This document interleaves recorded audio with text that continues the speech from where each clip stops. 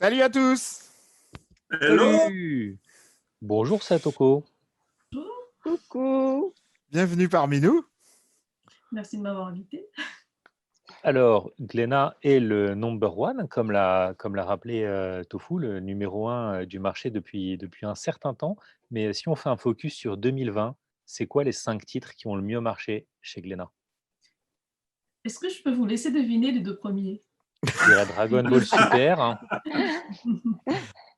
Arrêtez. Non, je plaisante. Et One Piece. Dragon évidemment, Ball je Super en premier, moi je dis. One Piece Ah en oui deuxième. pense. One Et Piece One en Piece en deuxième. deuxième, ouais. C'est plutôt l'inverse, parce Ah que bon? J'aurais dit One Piece en premier, moi aussi. Ah ouais. il y a peut-être une question de rythme de sortie. On a plus de One Piece qui sort dans une année que de Dragon Ball. D'accord. Voilà. Donc D'accord. ça, effectivement, après Et les Dragon 3 Ball, autres? Et les trois suivants? Vas-y. est-ce que je les ai vraiment dans l'ordre? Je ne sais plus. Oh, C'est pas peu grave. importe. Ah, c'est on pas t'en très voudra pas. grave. Vas-y. Je sais que j'ai un Dr Stone qui est dans les parages aussi. Ah ouais, bien sûr. Et bah, c'est maintenant notre 3e shonen. Maintenant que la série Tokyo Ghoul est finie, c'est vraiment Dr Stone qui a pris la place du 3e shonen chez nous. Et c'est vrai que c'est une belle licence et il a bien démarré. Et en fait, ce qui est intéressant, c'est que c'est un shonen qui, au fur et à mesure que les tomes avancent, ramène de plus en plus de lecteurs. Et on avait vu ça sur One Piece aussi. Donc, effectivement, ça nous laisse plutôt Confiant. voilà, confiance sur la série, qui est très bonne d'ailleurs, qu'on aime bien relire Puis aussi. l'animé aide bien aussi. Et dans les premières séries, on a aussi un titre qui pourtant n'a pas tellement une nouveauté cette année, qui s'appelle Berserk, Ah oui, c'est vrai. qui continue à être une série sur laquelle on recrute de plus en plus de lecteurs, alors que l'auteur a un rythme de publication qui est un peu lent. Un peu. Et Est-ce voilà. est-ce On qu'il y a l'appelle George Agine? R.R. Miura chez nous. Mais Est-ce qu'il y a Agine dans le tas? Agin, il Il me n'y a semble pas qu'il est aussi dans les premiers, mais pareil, comme il a un rythme de parution qui est un peu ce que lent, j'allais dire. voilà, il fait peut-être pas partie des top titres qu'on a actuellement. D'accord. Pour Berserk, ça veut dire que vous recrutez des nouveaux lecteurs sur les anciens tomes ou c'est vraiment à chaque sortie de nouveaux tomes qu'il y a une explosion? Les deux. À D'accord. chaque sortie de nouveau tome, il y a une explosion sur le dernier tome sorti et on recrute aussi, effectivement. Et c'est pour ça que, justement, je pense qu'il va finir dans les premiers, puisqu'on a un avec le coffret coffret. Berserk Le qui est coffret. sorti mercredi et qui, malheureusement, il a souffert d'un décalage de Du sortie, confinement. puisqu'il était censé sortir, début novembre. Alors, il n'a pas souffert que du confinement, parce que comme on a fait une boîte qui s'ouvrait sur un sabbat, ce coffret a cassé un pylône électrique à côté de chez l'imprimeur. C'est pas vrai. Il est privé d'imprimeur d'électricité, ce qui nous a valu déjà un retard sur la parution du... Ah, Voilà. la jolie anecdote, elle est bonne celle-là. Voilà. Est-ce que ça serait pas un des premiers signes que l'univers de Berserk serait en train d'arriver avec le nôtre? C'est ça, je pense que oui. Il est peut-être maudit ce coffret, donc faites attention à vous quand vous le ramenez de chez le libraire. Mais voilà. Ou plus Faites simple, les attention aux gens, pylônes offrez-les nous. électriques. Vous pouvez les envoyer tous au siège de Manga News, on se les répartira, vous inquiétez pas. Comme ça, vous Ouais, ne c'est serez pas pas un maudits, souci. on s'en occupe. Déjà, est-ce qu'on en aura assez pour avoir un exemplaire au moins chez nous? Parce qu'il a l'air d'avoir Oui. beaucoup de succès auprès des... Est-ce qu'on peut te demander à combien vous l'avez édité? Un peu. Bonne question. C'est vrai qu'on avait un tirage initial qui a été augmenté puisqu'on a eu plus de demandes de libraires. Et je n'ai pas en tête le nombre exact au final, mais c'était pour un coffret, on va dire, exclusif et un peu cher de fin d'année. Il y a un tirage qui est assez important, surtout que quelque part, c'est pas un coffret avec un contenu inédit.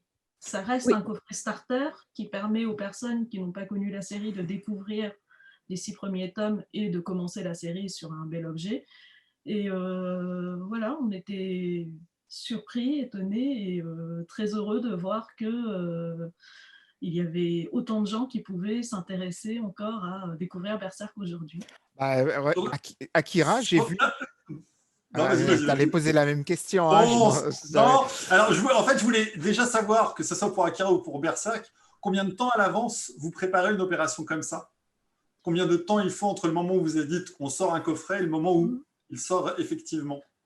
On va dire que ça dépend de la réactivité de l'éditeur et de l'auteur et des difficultés au niveau de la validation de ce genre de produit.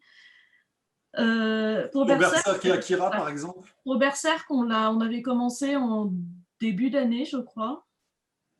Et effectivement, l'idée a germé il y a plus d'1 an. D'accord. Je dirais 1 an et demi, entre 1 an et demi, 2 ans. Et on a vraiment avancé concrètement dessus depuis 1 an. C'était assez compliqué puisque au final, c'est un produit qui n'existe pas au Japon. C'est quelque chose qu'on a vraiment créé à partir de zéro. Sachant qu'au niveau du design, on a pris des libertés avec les règles habituelles du manga. C'est qu'on n'a jamais le droit de détourer une image, de prendre des parties de planche. Mais on a réussi à trouver une maquette qui était tellement belle qu'on s'est dit, on va tenter pour le tout. On va l'envoyer à l'éditeur en disant, s'il vous plaît, montrez-le à l'auteur. Dites-lui qu'on est parfaitement conscient de ce qu'on a fait, qu'on n'était pas dans les règles. Mais demandez-lui si ça lui plaît. Et si ça ne lui plaît pas, on refera la maquette à zéro. D'accord. Ça a plu à l'auteur. Donc, on a pu faire le coffret dans l'état où il est actuellement. Et merci beaucoup. Vous êtes plutôt... Voilà. le résultat est sublime. Voilà. Et en parlant de création, donc, vous avez fait 2 coffrets cette année, mais il y a 2 ans, chez Kazé, il y a eu des couvertures originales pour Promised Neverland. Cette année, pour My Hero Academia, chez Kiyun, il y a eu des couvertures originales réalisées par des auteurs de comics. Est-ce que c'est quelque chose que vous prévoyez de faire, un Dragon Ball par un auteur X ou Y Rien n'est impossible. On avait déjà fait un hommage à Un artbook, du coup, c'était pas une... C'était un artbook, c'était une exposition qui est devenue à la Galerie Glénat, très sympathique. Ouais. Voilà, c'est ce genre d'idée et on est toujours ouvert à ce genre d'idée, pourquoi pas. Après, aujourd'hui, ça fait un peu recopier de ce qu'on a déjà fait et on aime bien trouver des idées un peu originales et pas essayer de reproduire, de copier ce qui a déjà été fait. Donc, on ne s'empêche rien, mais c'est toujours plus intéressant quand on arrive à faire quelque chose de nouveau. Je crois que Tofu aimerait bien un oreiller Casca. Il n'ose pas le demander, il fait le timide. Je ne veux pas mais... savoir où un tapis avec la nuisette qui s'enlève, si possible. Avec la nuisette qui s'enlève. Alors, oui, alors, s'il était sur un objet, j'irais plutôt sur du Tokyo Revenger actuellement, mais bon, un cadeau s'en refuse difficilement, donc je le prendrai quand même. Alors, moi, je vais vous interrompre, les garçons. Je vais vous interrompre un peu parce qu'on est là avec une éditrice féminine qui lance une nouvelle collection shoujo en 2021. Donc, Satoko, peux-tu nous parler de cette nouvelle collection que vous allez lancer prochainement, qui s'appelle Shoujo Plus, et en quoi elle diffère du shoujo que vous publiez jusqu'à présent? En fait, la collection Shoujo Plus est partie d'un constat, c'est que le shoujo, qui est quand même l'un des piliers des genres de manga, il y a toujours eu le seinen, le shonen et le shoujo, sauf que ces dernières années, on se rendait compte qu'il y avait vraiment un déséquilibre entre le public du shonen, le public du seinen et le public du shoujo, et qu'on n'avait pas des ventes équivalentes sur les titres. Donc, pas assez de public sur ce segment. Voilà. Il faut dire que les filles lisent très facilement du shonen et inversement, et je pense qu'il y a quand même peu de garçons, il y en a, hein, moi j'en connais plein, qui se mettent au shoujo, même s'il y a de très très bons titres en shoujo et qui peuvent très bien parler à la gente masculine. Il y avait ça, il y avait un autre souci, c'est que justement, si on a toujours eu des lectrices, mais si elles étaient de moins en moins nombreuses, on s'était demandé pourquoi. Pourquoi ? Effectivement, on se rendait compte que même dans le shoujo, les lectrices fidèles étaient là, mais on n'arrivait pas à attirer l'intérêt de personnes qui commençaient le manga et qui voulaient se plonger dans une série. Effectivement, le shoujo n'est pas un vecteur de recrutement de lecteurs. C'est ça. Pas trop. Okay. Et donc, chez les jeunes, on avait l'impression qu'il n'y avait pas tellement d'écho sur le shoujo, à tel point que ces dernières années, on n'est pas les seuls d'ailleurs, des séries shoujo qui avaient un potentiel un peu supérieur, qui auraient pu être lues par des garçons ou des personnes qui ne s'intéressaient pas au shoujo, on les sortait dans des collections seinen, par exemple. C'est le cas pour nous des Enfants de la baleine. Et à l'époque, je pense qu'on a très bien fait, puisque ça a permis à des personnes de sexe non féminin, des non-lecteurs de shoujo, de s'y intéresser. Après, est-ce que pour la série, c'était une très bonne chose? Pour le shoujo, on n'était pas les seuls à Peut-être pas. l'avoir fait, on était de plus en plus nombreux à le faire, et on se rendait compte que le shoujo était un genre qui s'appauvrissait, qui intéressait le moins en moins de personnes. Et c'est quand même dommage, puisque c'est un genre historique qui existe depuis les débuts du manga, Du donc, manga. je ne sais pas, les années 59. Le shoujo a un grand intérêt, puisque c'est quand même le shoujo qui a poussé pas mal d'auteurs qui sont aujourd'hui devenus des stars, des piliers du Il faut manga. rappeler que Mitsuyo Adachi a commencé dans le shoujo, effectivement. Voilà. Jamais D'ailleurs, trop tard pour parler d'Adachi. Hein. En parlant d'histoire du manga, j'ai trouvé, là je suis chez moi, du coup j'ai trouvé un bouquin qui est intéressant. C'est un 59 à recueil 76. de nouvelles de shoujo entre voilà, le Ouais, tout début dans du les shoujo, premières années. 59 à 76. Et dedans, Il y a alors, du on va faire Pataliro, du un Lady quiz. Oscar. Patariro, qui est Il y a toujours les là, hein. auteurs de shoujo que vous connaissez tous, les anciennes, mais il y a aussi Koikeda. certains auteurs. Est-ce que vous reconnaissez ce trait?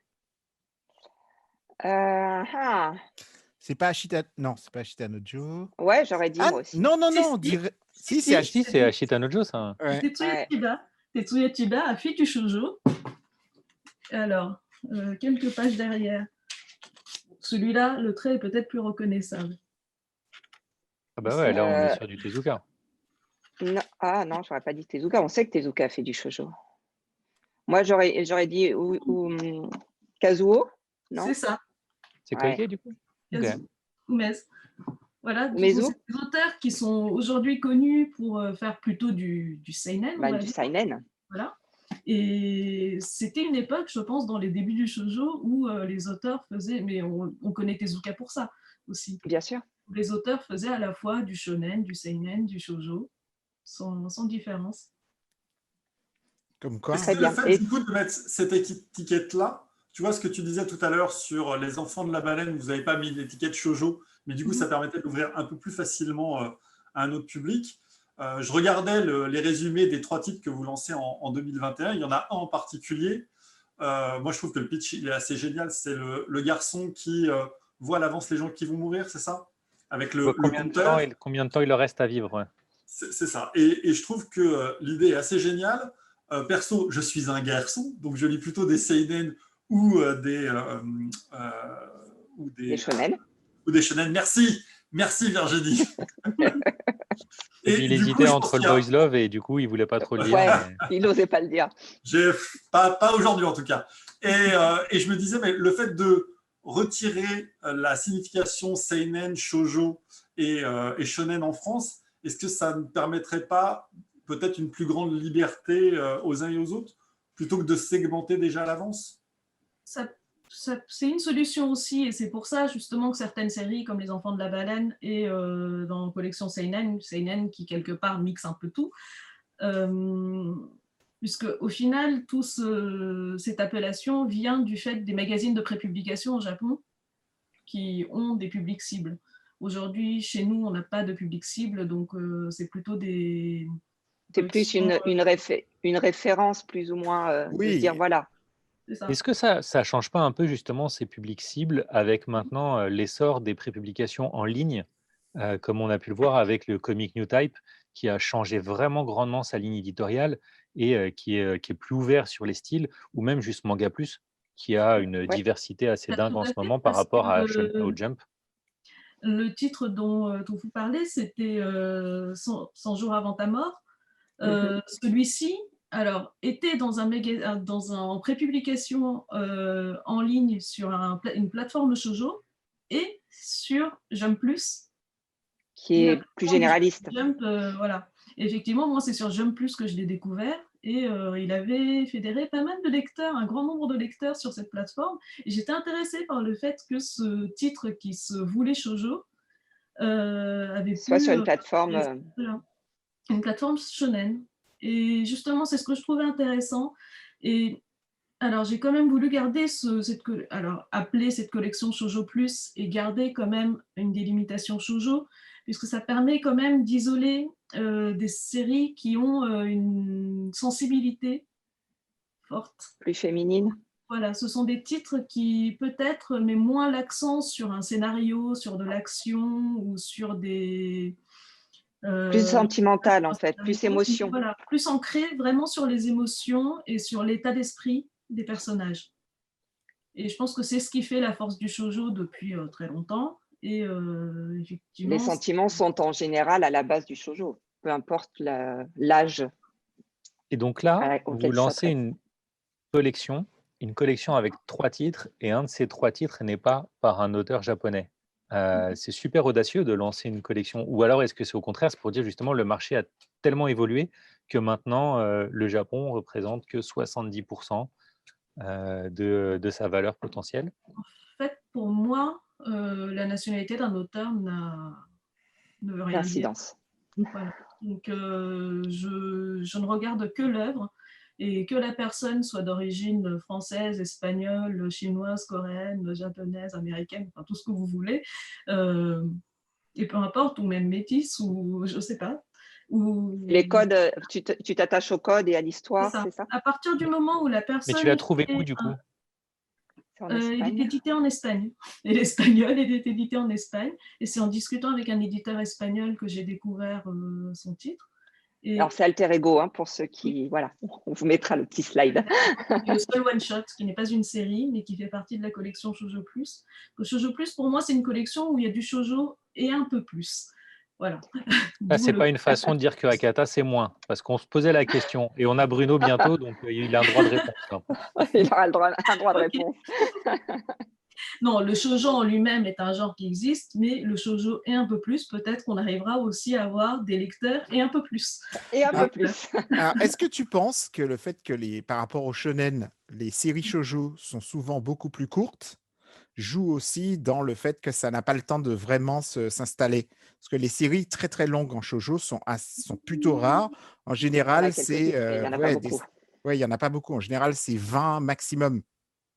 C'est peut-être justement sur le principe du shoujo où on ne s'attache pas vraiment à une histoire, à une aventure, mais plutôt aux sentiments des personnages. Faire évoluer les sentiments de personnages sur 40 tomes, 100 tomes, c'est peut-être un peu trop long. Donc, par rapport à Glass no Kamen, moi, je fais un appel aux éditeurs. C'est mort. Glass no Kamen, c'est foutu. L'auteur a repris le dessin comme bastard de je refais l'histoire aujourd'hui avec des smartphones, tu n'auras jamais la fin. Mais elle est trop belle. Peut-être le jour où la série sera finie.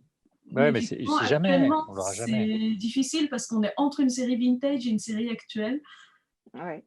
Mais elle a une base géniale, enfin l'histoire, on va pas revenir dessus. Bien sûr. Il y a énormément de shoujo mythiques qui ne sont pas sortis en France, puisque justement comme l'édition de manga en France a commencé dans les années 80 et que l'histoire du shoujo commence dans les années 59. 59, 60 on va dire. Allez, si on était sur un marché de dingue qui pouvait réceptionner les shoujo à coup de millions, ça serait lequel le titre justement que tu aimerais pouvoir sortir? Et tu as le droit de répondre Miyuki, je t'en voudrais pas. C'est vraiment au hasard. Hein. Au hasard, Anadashi. Vraiment sur... moi, de toute façon, je suis une fan inconditionnelle de Hagiomoto.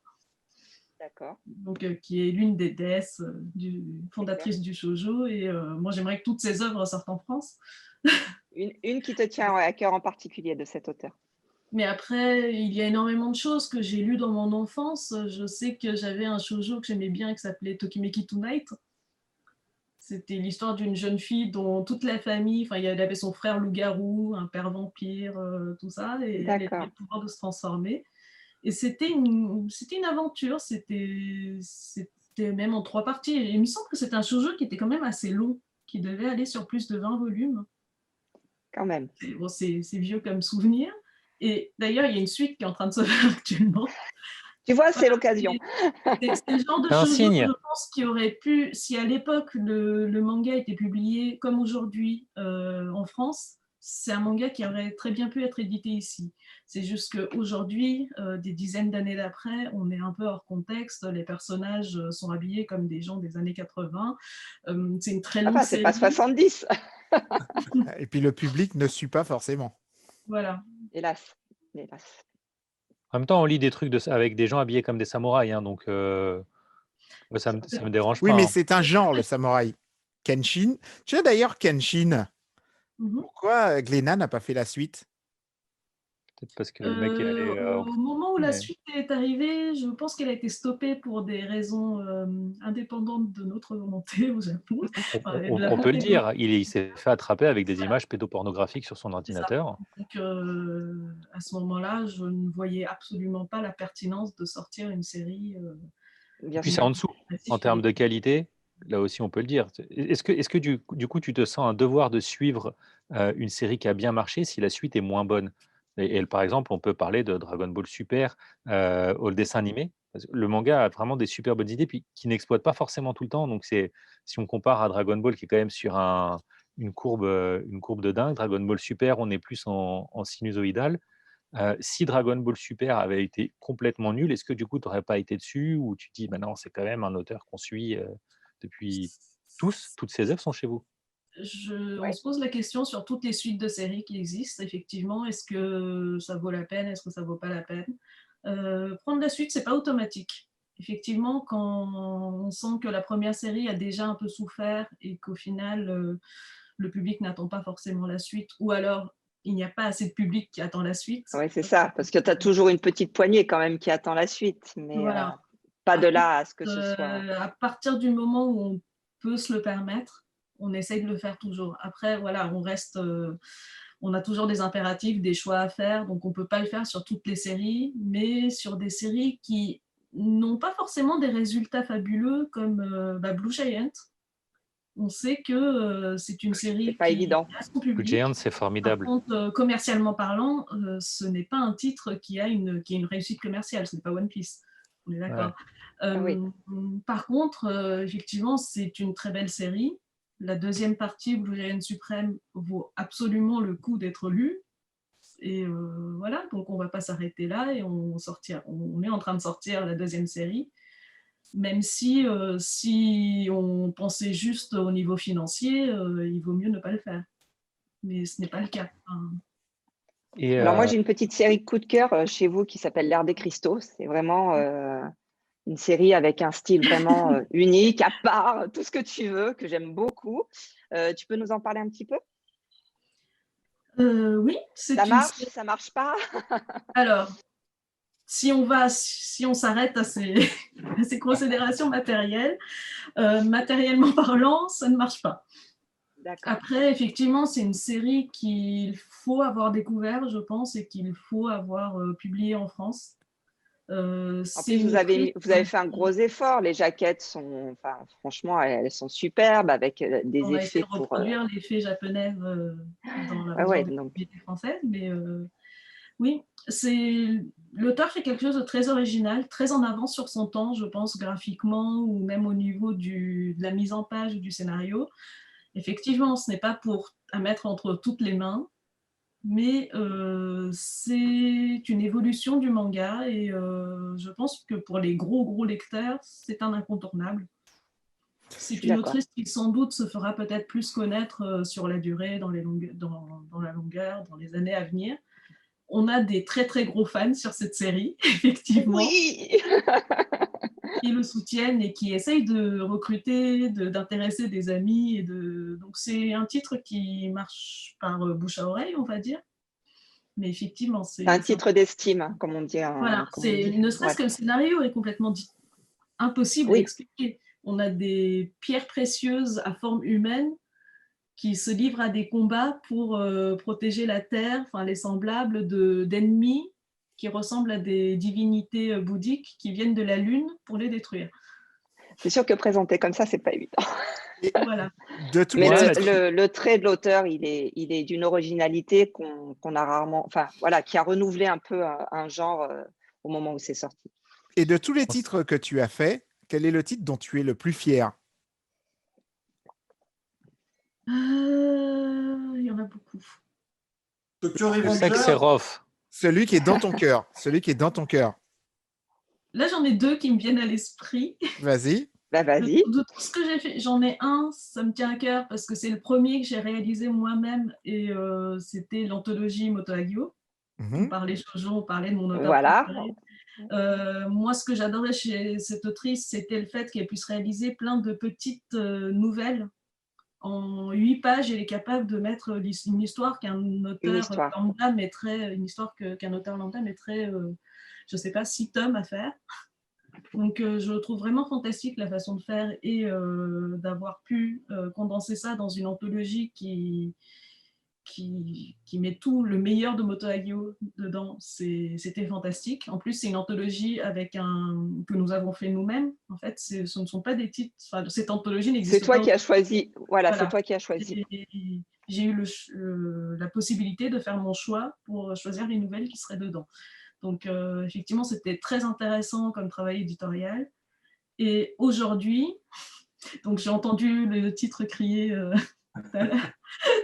C'est Tokyo Revengers.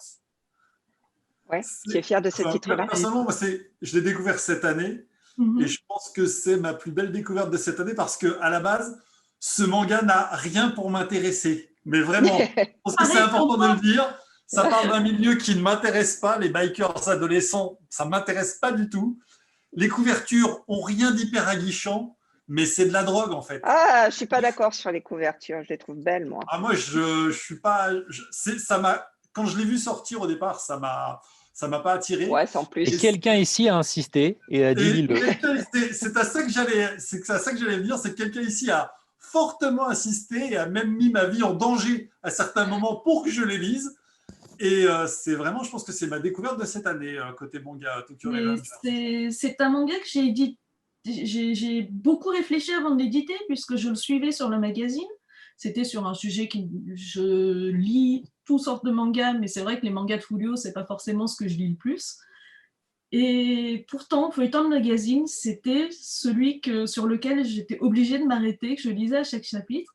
Et au bout d'un moment, je me suis dit, c'est quand même bizarre quand même, ce manga qui n'a rien à voir avec mes passions habituelles et pourtant qui m'attire. Et à ce moment-là, je pense qu'on devait être dans les tomes 4 ou 5 au Japon. Et sans ça, à partir du 3e tome, c'est de la drogue. Hein. C'est ça. Les 2 premiers sont bien et le 3e, t'es addict. Et c'était au moment où au Japon, alors il y avait les anciennes couvertures japonaises qui étaient un peu choquantes aussi, qui étaient très noirs, vieux manga Folio en termes de design. Ça me plaisait pas, donc j'ai demandé au Japon la possibilité de changer de couverture. Et c'est à ce moment-là que je me suis rendu compte qu'ils ont eu la même idée et qu'ils avaient changé de couverture. Je ne sais pas avant ou après ma demande, mais en tout cas, ils ont changé de design de couverture.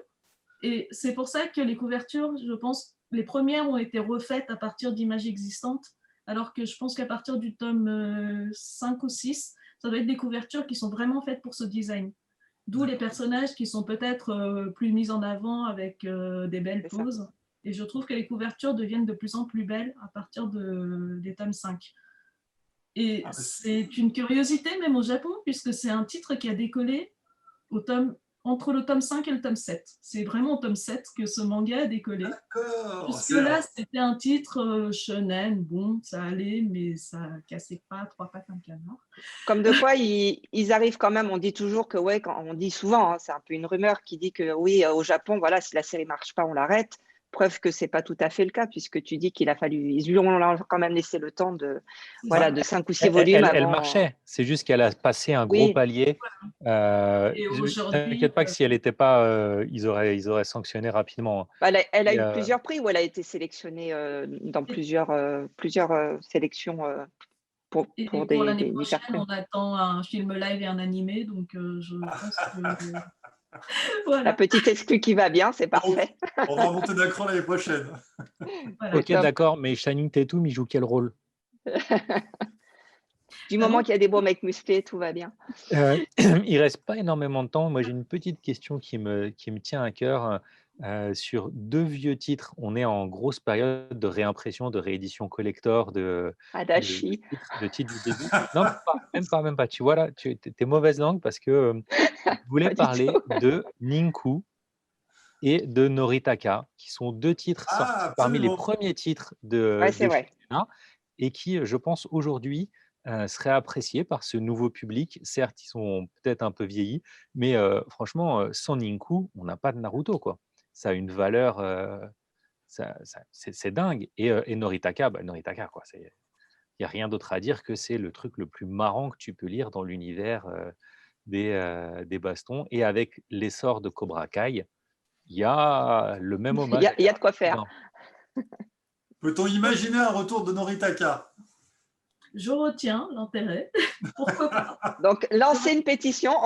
Valentin, tu fais une pétition. Ouais, Et on les va gens essayer sur de Internet, signer ça. Satoko, elle a dit le harcèlement c'est mal, sauf pour Noritaka et Ninku. Et Ninko.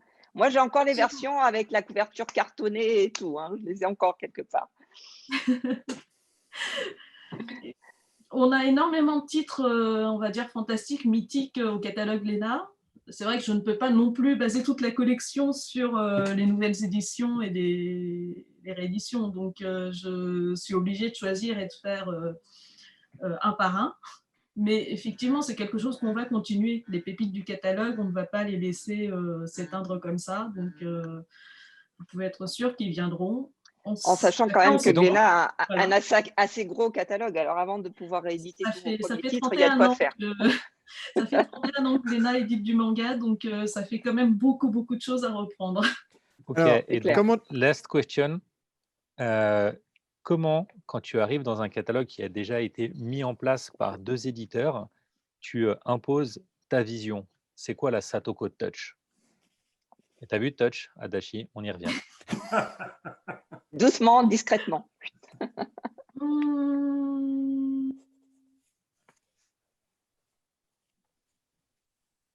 Bonne question. C'est difficile à dire. Je pense que c'est quelque chose qui vient un peu naturellement, puisque mon travail, enfin, Pascal, tu es d'accord avec moi, c'est de lire les mangas japonais et de voir ce qui, moi, me semble intéressant à proposer aux lecteurs. Rendez compte, les gens, des gens sont payés pour lire des mangas et c'est pas nous. Vous aussi. Si, oui, si, vous aussi. Quelque part. Quelque part, si. Bah, si, oui. On Plus est que payé nous, pour les parce lire. que nous, malheureusement, ça ne consiste pas juste à lire des mangas, il faut aussi savoir comment vous le proposez. Tout à fait. C'est ça le plus dur dans votre métier. Et effectivement, je réfléchis énormément à comment un nouveau titre peut s'insérer dans le catalogue Glénat qui est déjà très riche. Et c'est une réflexion en plus, c'est une difficulté en plus par rapport à un catalogue que je peux construire de zéro. C'est un catalogue qui est déjà très riche, qui a une belle histoire. Donc tout nouveau titre qui arrive, il faut qu'il soit à sa place parmi les autres titres qui sont là. T'as pas pensé à tricher en créant une collection? Tu vois, un peu comme le Latitude chez Kiyun ou un truc comme ça pour sortir un petit peu de l'image? Je ne sais pas si c'est de la triche, mais je sais que par exemple, j'ai énormément complété une collection en grand format, le format Perfect, avec beaucoup de one-shots de jeunes auteurs chez qui c'était souvent leurs premières œuvres. C'était le cas pour Humanitas, Bluephobia. Les Kantakama sont dans cette collection aussi. Et on a Jizo, qui est le titre qu'on a sorti là en fin octobre. C'est une création Glénat avec un scénariste français, donc Monsieur Tan, celui qui fait Mortel Adèle, et une dessinatrice japonaise qui s'appelle Mato, qu'on a découvert en faisant des livres pour enfants. Pour enfants. Et en fait, voilà, on a créé l'association de ces 2 personnes-là qui sont entendues comme 2 auteurs peuvent s'entendre au mieux et qui ont créé une œuvre plein de charme qui est un peu mon coup de cœur de cette année. Donc voilà, je tenais absolument à en parler.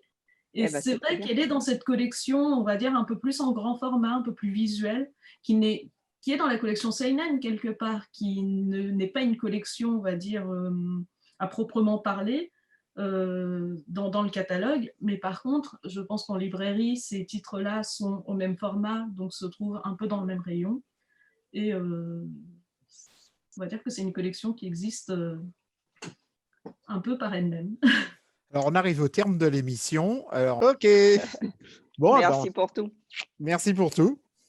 Merci À beaucoup. J'ai bientôt. une petite fille À bientôt. qui m'attend.